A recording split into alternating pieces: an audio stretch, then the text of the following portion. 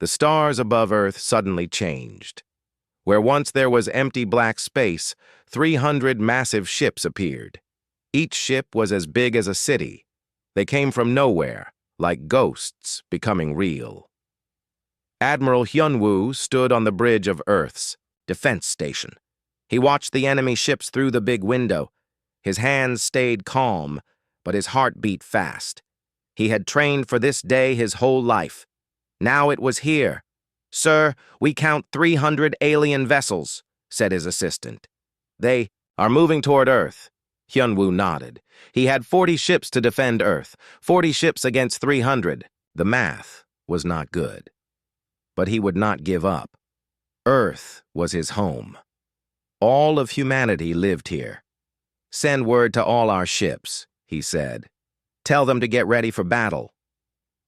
On the moon, Dr. So-young worked in her laboratory. She studied aliens and space creatures, but she had never seen real aliens before. Now they were here. The radio signals from the alien ships filled her computers with strange sounds. She put on her headphones and listened. The sounds were like music, but wrong. Like a song played backwards. She worked all night to understand what the aliens were saying. Finally, the computer gave her words. The alien message was simple. "Surrender, join Empire, serve, live." So-young felt cold. These aliens were not here to be friends. They wanted to make humans into slaves. She picked up her phone and called Admiral Hyunwoo. "Admiral, I have their message," she said. "They want us to surrender." "What happens if we say no?" Hyunwoo asked. So-young looked at her computer screen. More alien signals were coming in. The computer translated them too. "Then they will kill us all." In space, Captain Minho commanded the ship called Soul's Pride. It was Earth's biggest warship. He looked at the alien fleet through his telescope. Their ships were huge and black. They had weapons that could destroy planets. "Captain, what are your orders?" asked his crew. Minho thought carefully. His ship was strong, but the alien ships were stronger, much stronger. But he remembered his training. Sometimes the best way to win was not to fight. Sometimes the best way was to wait. "We wait," he said. "We watch, we learn." Deep under the ground in Switzerland, engineer Da-yoon worked in a secret place. The place was so secret that most people did not know it existed. Even most government leaders did not know about it. Da-yoon worked on a machine that no one understood. Not even she understood it completely. The machine was built from pieces found in Antarctica 30 years ago. The pieces were very old. Older than human history, the machine was almost ready. Da-eun had spent 10 years working on it. She knew that today was important. The aliens had come, just like the old writings said they would. The writings found with the machine pieces. "Status report," said her boss over the radio. "Almost ready," Da-yoon said. "Give me 2 more days." "You have 72 hours," her boss said. "After that, it might be too late." Da-yoon worked faster. Her hands moved over the strange controls. The machine hummed with power that felt old and new at the same time. Above the Earth, the alien commander sat in his ship. His name was hard to say in human words. He was tall and thin, with gray skin and 4 arms. He had conquered many worlds before Earth. This would be easy. He looked at the small human ships. They were like insects compared to his fleet.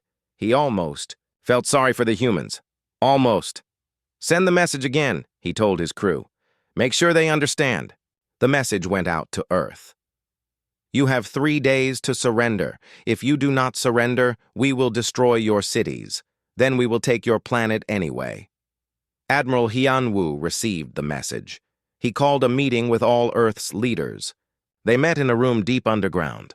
The room had thick walls to protect it from alien weapons. "What are our options?" asked the president of Earth. "We can fight," said Hyunwoo. "We will lose, but we can fight." "We can surrender," said another leader. "Maybe they will be kind to us." "They will not be kind," said Dr. So-young. She had been studying the alien signals all day. I have learned more about them. They have done this before, many times. They take planets and make the people into slaves. Then they take all the good things from the planet and leave. The room was quiet. Everyone thought about what to do. There is a third option, said a voice from the corner. It was General Park. He was old and wise. He knew secrets that others did not know. What third option? Asked the president. We ask for time, said General Park. We tell them we need time to prepare for surrender. While they wait, our people work on other things. Hyunwoo understood. He knew about the secret project. He knew about Da-eun and her strange machine. How much time can we get? Maybe 3 days, said General Park. Maybe less. 3 days might be enough, said Hyunwoo. So Dr. So-young sent a message to the alien fleet. We will surrender, she said. But we need time to prepare. Our people must be told. Our governments must sign papers. Give us 72 hours. The alien commander laughed when he heard the message. Humans were all the same. They always asked for more time. They always hoped someone would save them. No one ever came to save them. Give them their time, he said. It will make no difference. But the alien commander was wrong. He did not know about the machine under the ground.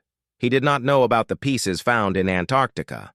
He did not know that humans had been preparing for this day for 30 years.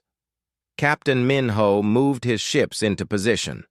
To the aliens, it looked like Earth was getting ready to surrender. The human ships formed a circle around Earth, like they were protecting it. But they were not just protecting Earth. They were getting ready for something else. Engineer Da-eun worked without sleeping. Her machine was almost ready. The pieces from Antarctica fit together like a puzzle. When the puzzle was complete, amazing things would happen. Things the aliens could not imagine.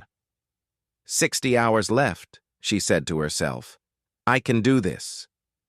On the moon, Dr. So-young kept listening to the alien signals. She learned more about their empire.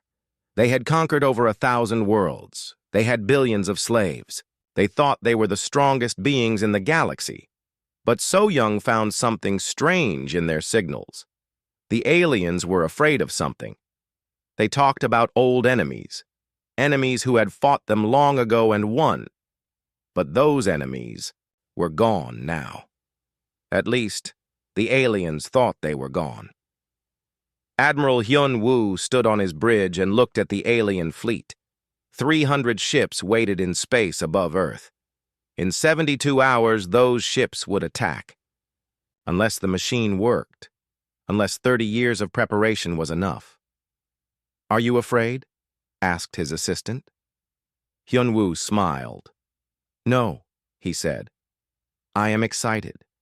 Tomorrow these aliens will learn that humans are not like other species. Tomorrow, they will learn that they made a big mistake coming here.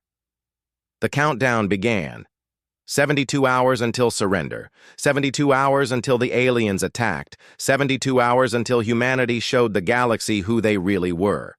The alien commander looked at his screen. The human message confused him. In all his years of conquest, no species had ever been so calm about dying.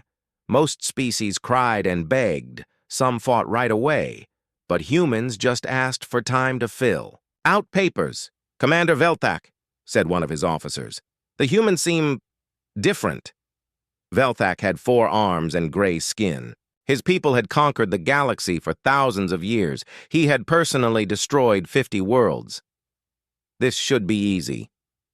All species think they are different, Velthak said. Then they die like all the others. But something bothered him. The human ships moved in strange patterns. They looked like they were surrendering, but their movements were too organized, too careful. Dr. So-young worked in her lab on the moon. She had learned the alien language quickly. Her job was to talk to the aliens and learn about them. Every conversation taught her something new. Hello, alien commander, she said into her radio. I am Dr. So-young. I speak for Earth. I am Commander Velthak, came the reply. You will surrender your planet. This is not a discussion. Of course, So Young said, but we need to understand what will happen to our people. We have never been conquered before. Velthak laughed. Your people will work for us. The strong ones will build our machines. The smart ones will serve our scientists. The weak ones will dig in our mines. What about our children? So Young asked. Children learn quickly, Velthak said. They make good servants.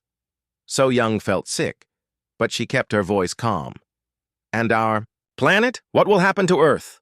We will take what we need: metal, water, food. When the planet is empty, we will leave. I see, So Young said. This has happened before? 1,047 times, Velthak said proudly. Your species is number 1,048. So Young wrote down everything. Each conversation told her more about the alien empire. They were old and powerful. They had technology that humans could not imagine. But they also had enemies. Commander, she said during their third conversation, your people seem strong. Do you ever worry about attacks from other aliens? Velthak was quiet for a long time. There are no other aliens, he finally said. We are the only ones left. But surely someone has tried to stop you. Long ago, Velthak said, there was a species that fought us. They had strange technology. They could make their ships disappear and appear somewhere else. They could turn our weapons against us. What happened to them? So Young asked. We destroyed them all, Velthak said. But his voice did not sound sure. Captain Minho moved his ships around Earth. To the aliens, it looked like Earth was preparing to surrender. The human ships formed a big circle, but Minho knew the truth. The ships were not just making a circle. They were building something. Each ship carried special equipment. The equipment was built from the pieces found in Antarctica. When all the ships worked together, the equipment would do something amazing, something the aliens would never expect. Captain, said his crew member, the alien ships are watching us. Good, Minho said. Let them watch. They will see what they expect to see. What do they expect to see? A defeated enemy getting ready to surrender, Minho said. They do not know that we are getting ready for war. The human ships moved slowly. Each movement looked natural, like ships taking defensive positions. But really, each ship was moving to an exact spot. The spots were chosen very carefully. When all ships were in the right spots, the secret equipment would work. How much longer? Asked his crew member. Minho looked at his watch. 48 hours. Then we will see if 30 years of planning was enough. Deep underground, engineer Da Yun worked on the machine. The machine was huge. It filled a room the size of a football field. Most of the machine was built from normal human technology, but the important parts came from Antarctica. Da Yun remembered when they first found the pieces in the ice. She was just a student then. The pieces were buried under 2 miles of ice. They were older than human civilization. Much older. At first, no one understood what the pieces were for. They were made of metal that did not exist on Earth. They had markings that looked like writing, but not like any human writing. They gave off energy, but not like any energy humans knew about. It took 30 years to understand the pieces. 30 years of study. 30 years of trying to make them work. Finally, Da-eun and her team figured it out. The pieces were parts of a weapon designed to fight the aliens who were now attacking Earth. Status report, said her boss over the radio. Almost ready, Da-eun said. The power levels are rising. The energy patterns are stabilizing. How much longer? 36 hours, Da-eun said. Maybe less if everything goes well. Da-eun looked at the machine. It was beautiful and scary at the same time. When it worked, it would change everything. Not just for Earth, but for the whole galaxy. Admiral Hyunwoo met with Earth's leaders again. They gathered in the secret room underground. Everyone looked worried except Hyunwoo. He looked excited. The aliens are getting impatient, said the president. They want to know when we will surrender. Tell them we are almost ready, Hyunwoo said. Tell them our people need more time to accept defeat. Are you sure this plan will work? Asked another leader. Hyunwoo smiled. I am sure. The aliens will be surprised. Dr. So-young joined the meeting by video call from the moon. I have learned more about their empire, she said. They control over 1,000 worlds. They have billions of slaves. Their technology is very advanced. That sounds bad, said the president. But they also have weaknesses, So-young continued. They are proud. They think no one can defeat them. They have not had a real fight in thousands of years. What about the old enemies they mentioned? Asked Hyunwoo. They are still afraid of them, So-young said. Even though they think they destroyed them all. The aliens have nightmares about weapons that can turn their own ships against them. Hyunwoo and General Park looked at each other. They both smiled. Is there something you want to tell us? Asked the president. Soon, said Hyunwoo. Very soon everything will make sense. Up in space, Commander Veltak grew tired of waiting. His officers kept asking when they would attack. His ships were ready for war. His weapons could destroy cities in seconds. Commander, said one of his officers, perhaps we should give them less time. Humans are weak. They do not need 3 days to surrender. Patience, Veltak said. 3 days or 3 minutes, it makes no difference. This planet will be ours. But Veltak felt something strange, a feeling he had not had in centuries. It was almost like fear, but that was impossible. He was the commander of the greatest fleet in the galaxy. He had nothing to fear from primitive humans. Still, something about Earth bothered him. The humans were too calm, too organized, like they had a plan.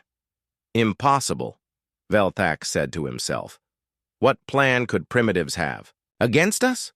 But deep down, in a part of his mind he tried to ignore, Veltak remembered the old stories. Stories about the species that had fought his people long ago. The species that had weapons which seemed impossible.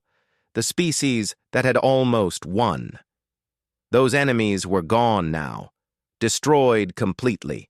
But sometimes, in his dreams, Veltak saw their ships appearing from nowhere.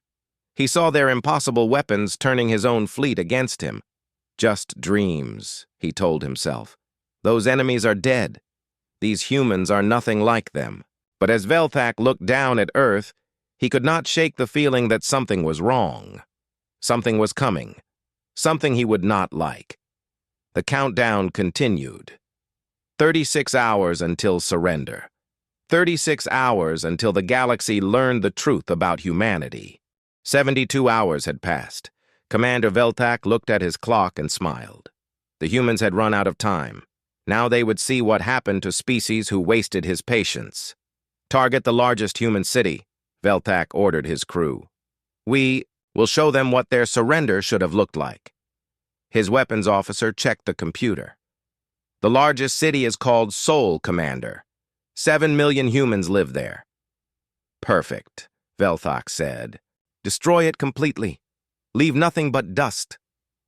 The alien ships powered up their weapons.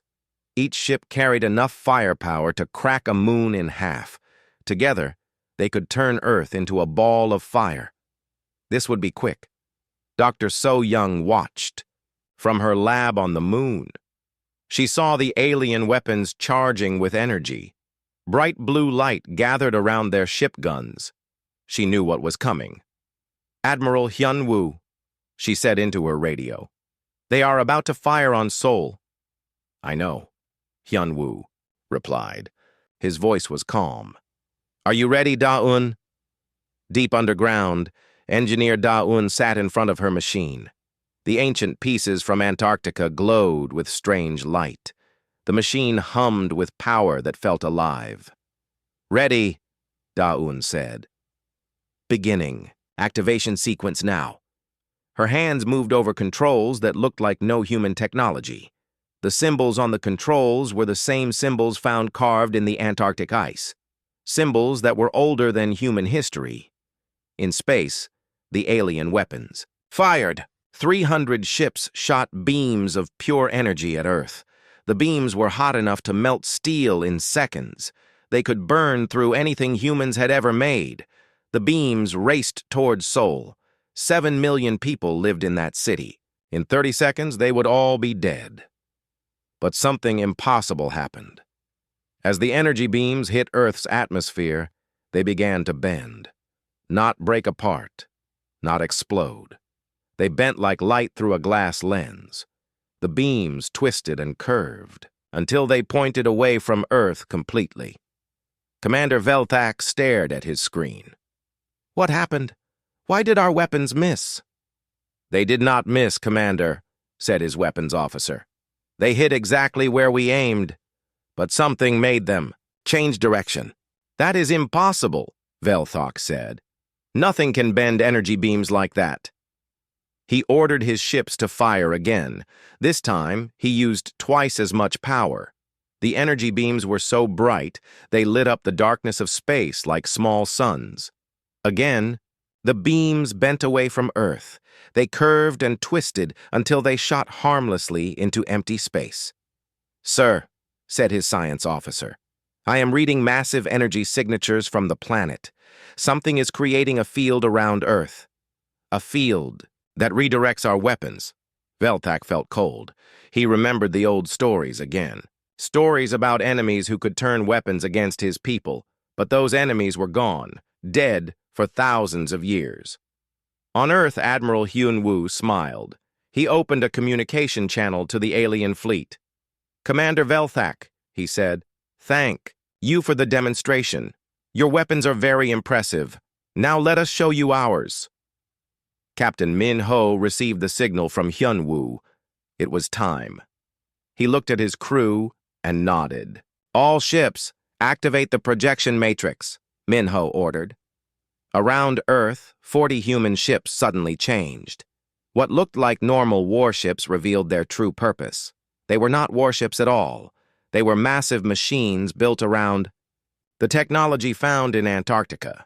Each ship contained pieces of the ancient puzzle. When all the ships worked together, they created something amazing. An invisible web of energy that surrounded Earth like a shield. But the shield did more than just protect Earth. It reached out into space, touching the alien ships with fingers of energy they could not see. Commander Velthak felt his ship shake. Report, he shouted. Sir, our weapon systems are shutting down, said his weapons officer. Our shields are failing. Our engines are losing power. All around the alien fleet, 300 ships began to malfunction. Their computers showed error messages in languages they did not recognize. Their weapons would not fire. Their shields flickered and died. How is this possible? Velthak demanded. Dr. So Young answered him. Her voice came through every speaker on every alien ship. Commander Velthak, let me tell you a story, she said. 30 years ago, human scientists found something buried in the ice of Antarctica, pieces of technology more advanced than anything we had ever seen. Velthak listened in horror. The voice continued. At first, we did not understand what we had found. The technology was too advanced. The materials were unknown. But we kept studying. We kept trying to understand. Engineer Da-un worked at her controls deep underground. The machine responded to her touch, like it knew her, like it had been waiting for her all these years. We learned that the pieces were part of a defense system, So Young continued. A system designed to fight a specific enemy. An enemy that conquered worlds and enslaved species. An enemy that sounded very familiar. Velthak's 4 arms shook with fear. Impossible, he whispered. The makers are dead. We destroyed them all. Did you? So Young asked. Or did they just go away for a while? The energy field around Earth grew stronger. It reached out to every alien ship, wrapping around them like invisible chains. The aliens could not fire their weapons. They could not raise their shields. They could not even run away. The technology we found came with instructions. So Young explained. Instructions written in symbols we had never seen before. It took us 30 years to learn how to read them. Admiral Hyunwoo took over the communication. The instructions told us about you, Commander, about your empire, about the worlds you conquered and the people you enslaved. Velthak tried to move his ship, but nothing worked. His mighty fleet was helpless. 300 ships that could destroy planets were now as harmless as toys. But the instructions told us something else, Hyunwoo continued. They told us about other worlds, worlds where your slaves dream of freedom, worlds where resistance, fighters hide in the shadows, waiting for hope. Captain Minho activated the next part of the system. His ship, along with all the others, began to glow with the same light as the ancient machines. The light was not hot like the alien weapons. It was cool and blue, like starlight. We spent 30 years preparing for this day, Hyunwoo said. Not just preparing to defend Earth, but preparing to free the galaxy. Deep underground, Da-un smiled as her machine reached full power. The pieces from Antarctica were no longer just pieces. They were part of something whole, something that had been waiting in the ice for thousands of years, waiting for the right people to find it.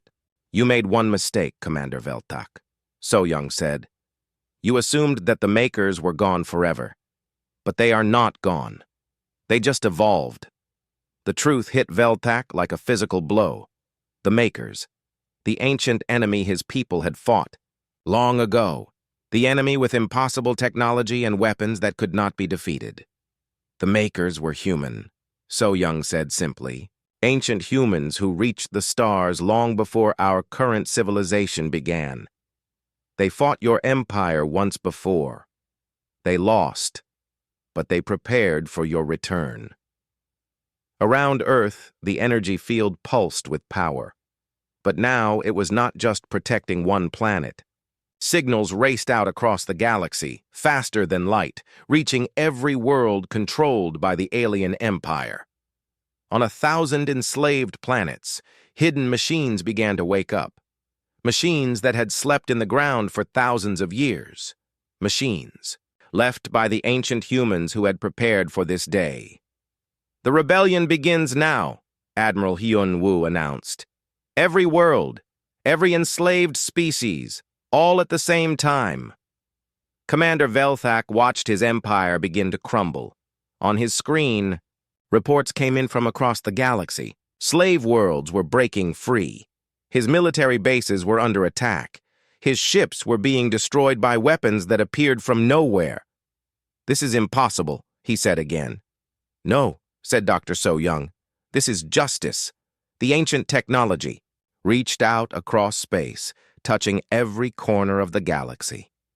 The makers had planned well. They had left their gifts in the right places with the right people at the right time. Earth's children had finally come home to reclaim their inheritance. The galaxy exploded with rebellion. On 1,000 worlds, ancient machines awakened from their long sleep. Machines that had waited for this moment for thousands of years. Commander Velthak watched his empire collapse in real time. His communication screens showed the same scene over and over, slave worlds breaking free, military bases exploding, his ships being destroyed by weapons that came from nowhere. Sir, we are receiving distress calls from all sectors, his communication officer reported. Every system is under attack. Velthak could not believe what he was seeing. His empire had ruled the galaxy for thousands of years. How could it fall apart in a single day? Engineer Da-un worked at her controls deep beneath Earth. The ancient machine responded to her thoughts now, like it was part of her. She could feel every rebellion across the galaxy, every freed slave, every destroyed alien base. Status report, Admiral Hyunwoo asked through the radio. All systems are active, Da-un replied. The network is complete. Every world is connected. The network was the real secret. The ancient humans had not just left weapons on enslaved worlds. They had left a communication system, a way for all the rebels to work together across vast distances of space. Dr. So-Young monitored the communications from her lab on the moon. Signals came from across the galaxy, thousands of different species, all speaking at once, all celebrating their freedom. People of the galaxy, she broadcast, on all frequencies. This is Dr. So-Young of Earth. The time of slavery is over. The time of freedom has begun. On a world called Cathara, beings with 6 legs and crystal skin emerged from underground tunnels. They had hidden there for centuries, waiting for this day. Ancient human machines rose from the ground around them, ready to fight. The Catharan leader spoke into an old communication device. "Earth humans, this is Veltar of Cathara. We have waited 300 years for this moment.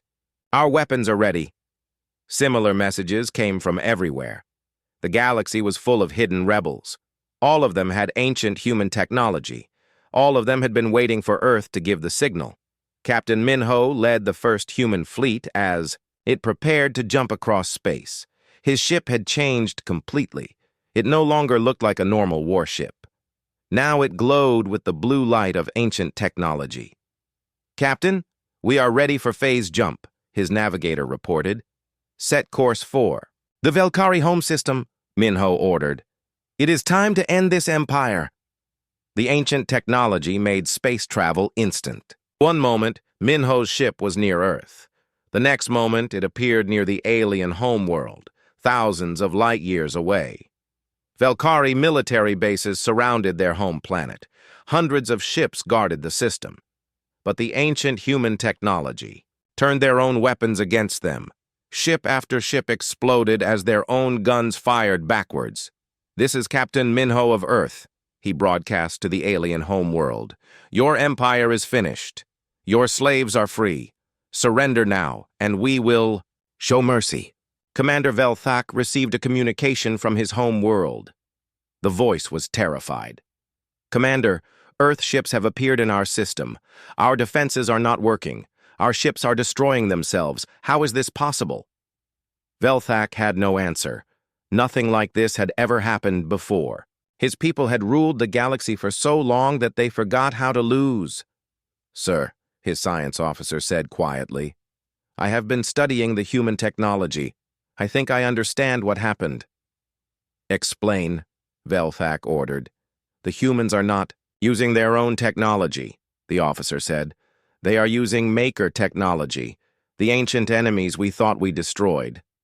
Velthak felt sick. "The Makers are extinct. We killed them all." "No, sir. We killed their bodies. But their minds, their knowledge, they passed it on." The science officer showed Velthak data from their scans of Earth. "The humans found Maker ruins. They learned to use Maker technology. They are not just humans anymore. They are the new Makers." Admiral Hyun-woo coordinated the Galactic Rebellion from Earth. His screens showed battles on hundreds of worlds. Everywhere, the pattern was the same. Ancient human machines emerged from hiding. Rebel forces attacked alien bases. Freedom spread like fire. "Admiral," his assistant reported, "we are receiving surrender requests from 17 alien governors." "Tell them to release all slaves immediately," Hyun-woo replied. "Then we will discuss terms." But not all aliens wanted to surrender. Many chose to fight. They attacked the rebels with everything they had. They destroyed cities rather than let them go free. They killed millions of slaves rather than lose them. This made the ancient machines angry. The machines had been programmed to protect innocent life. When aliens started killing slaves, the machines stopped being gentle. On the world of Zephyria, alien soldiers massacred an entire city of rebels.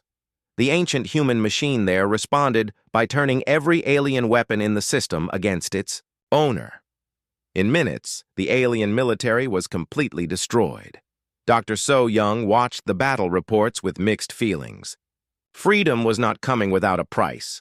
Millions were dying on both sides. But the alternative was worse.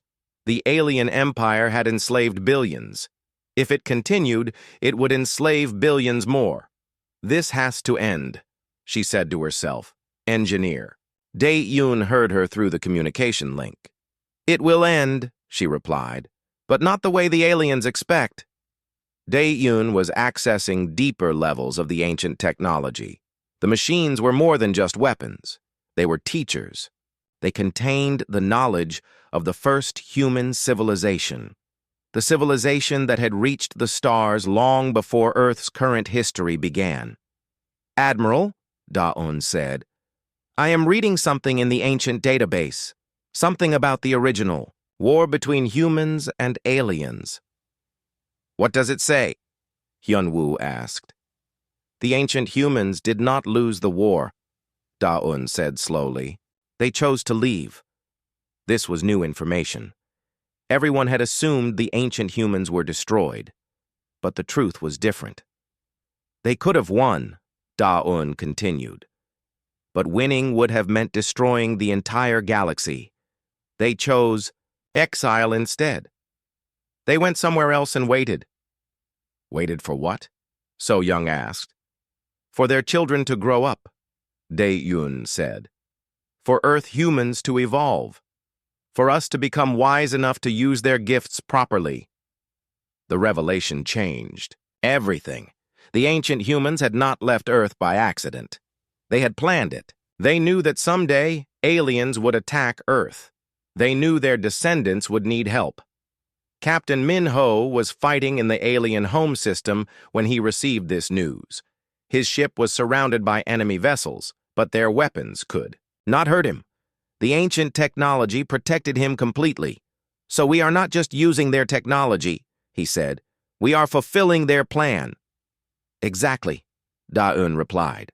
Every piece of equipment, every hidden machine, every secret base, it was all part of a plan that took thousands of years to complete. Commander Velthak finally understood what he was facing. This was not a rebellion. This was not even a war.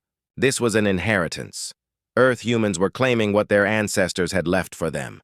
We cannot win, he told his officers. We are not fighting humans. We are fighting ghosts. Ghosts with technology we cannot understand or defeat. His communication officer spoke up. Sir, we are receiving a message from Earth. It is addressed to you personally. Admiral Hyun-woo appeared on Velthak's screen. Behind him stood Dr. So-young, Captain Min-ho, and Engineer Da-Un. The four humans looked calm and confident. Commander Velthak, Hyun-woo said, we offer you a choice. Order your forces to surrender. Release all slaves. Return all stolen resources. Submit to galactic judgment for your crimes. And if I refuse, Velthak asked, then your empire ends today.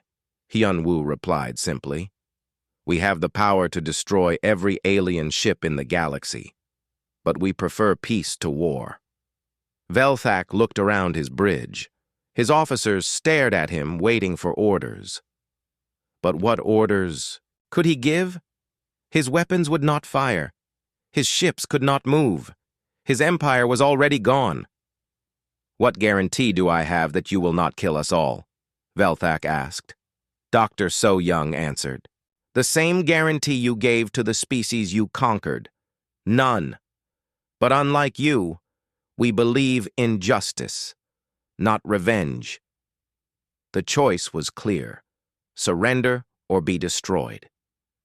But for the first time in his life, Commander Velthak realized he was not making the choice for just himself. He was making it for every alien in the galaxy. The impossible had happened. The weak had defeated the strong. The slaves had freed themselves. The galaxy would never be the same. Commander Velthak stared at the humans on his screen. His empire was gone. His ships were helpless. His people faced a choice between surrender and death. I need to understand, he said slowly. How is this possible? We destroyed the Makers thousands of years ago. We saw their worlds burn. We watched their ships die. Dr. So-young smiled sadly. You destroyed their bodies, Commander, but you could not destroy their legacy. She gestured to Engineer Da-un, who stepped forward. Da-un looked tired but proud. She had worked for years to unlock the secrets of the ancient technology. The beings you called makers were not aliens, Da-un explained. They were humans, ancient humans who reached the stars long before our current civilization began. Velthak's forearms trembled. Impossible. Humans are primitive. You have only just learned to leave your planet. We have learned to leave our planet twice, Admiral Hyun-woo corrected. The first time was 50,000 years ago. Those humans built a galactic civilization. They explored every star. They seeded life on 1,000 worlds. Captain Min-ho continued the story. Then your people arrived, young and aggressive, hungry for conquest. The ancient humans tried to make peace, but your empire wanted war. We won that war, Velthak insisted. No, So-young said gently. You won some battles, but the ancient humans realized something important. If they fought you with all their power, the galaxy would be destroyed. Every world would burn. Every species would die. Da-un accessed the ancient database through her machine. Images appeared on Velthak's screen. Images of the first war between humans and aliens. The pictures showed weapons that could crack planets in half, ships that could make stars explode. The ancient humans had the power to destroy your entire species, Da-un said. But they chose not to use it. Instead, they made a different choice. They chose to leave, Hyun-woo added. They abandoned their galactic empire. They hid their technology. They went to a small, primitive world on the edge of the galaxy and started over. Velthak stared at the images. They came to Earth. They became us, So-young said. They gave up their technology and lived as simple beings. They evolved. They forgot their past. But they left gifts for their descendants, gifts hidden in the ice, waiting for the right time. The truth was larger than anyone had imagined. Earth humans were not just using ancient technology. They were the children of the galaxy's first great civilization. The technology responded to them because it recognized them. Every piece of equipment we found carried instructions, Da-un explained. Instructions that said, when the conquerors return, use these gifts to free the galaxy, finish what we started. Commander Velthak felt everything he believed crumble. His people had not conquered the galaxy. They had inherited it from beings who chose to leave rather than fight. Now those beings had returned, and they wanted their galaxy back. What happens to my people? Velthak asked. Admiral Hyun-woo consulted with his team. They spoke quietly for several minutes. Finally, he turned back to the alien commander. Your people will face justice, Hyun-woo said, but not revenge. Every species you enslaved will have a voice in your judgment. Every world you damaged will be restored. Every crime will be answered. And after that? Velthak asked. After that, you will learn to live as equals instead of masters. So-young replied. The galaxy has room for everyone, but no one species will ever rule all the others again. Across the galaxy, the liberation continued. On the world of Nexus Prime, 6 armed beings called the Hegemony celebrated their freedom. They had been slaves for 800 years. Now ancient human machines protected their cities while they rebuilt their civilization. On the crystal world of Lumina, energy beings who had been forced to power alien machines for centuries finally turned off their chains. They danced in patterns of light that had been forbidden for generations. Captain Min-ho led human fleets to the furthest edges of the galaxy. Everywhere they went, they found the same thing: hidden technology left by the ancient humans, waiting to be awakened. The first human civilization had planned for everything. How did they know? Min-ho asked during one of his reports to Earth. How did the ancient humans know exactly where to hide everything? Engineer Da-un smiled. She had been studying the ancient database for weeks now. Every day she learned something new about humanity's first galactic age. They did not just explore, The galaxy, she explained. They helped shape it. They guided the evolution of hundreds of species. They planted the seeds of rebellion in every world they visited. The ancient humans had been gardeners of the galaxy. They had prepared not just technology, but people. Every rebel leader, every hidden resistance movement, every species that dreamed of freedom. All of it traced back to ancient human influence. They were not just advanced, Da-Un continued. They were wise. They knew that someday someone would try to conquer the galaxy. So they prepared gifts for their children, tools and allies for the war that would come. Dr. So-Young worked with representatives from hundreds of worlds to create a new government. It would not be an empire. No single species would rule. Instead, it would be a federation. Every world would have a voice. Every species would be equal. What should we call it? Asked Veltar of Cathara, the crystal-skinned being who had led the rebellion on his world. The Galactic Federation, suggested Zixara, an energy being from Lumina. No, said So-Young. That sounds too much like empire. Something smaller, something that remembers what we learned. After much discussion, they chose a simple name, the Alliance. It was a promise that no species would stand alone again. When threats came, they would face them together. Commander Velthak was brought to Earth for his trial. He expected to be executed or imprisoned forever. Instead, he found something he did not expect. Mercy. You will work to repair the damage. Your empire caused, Admiral Hyunwoo told him.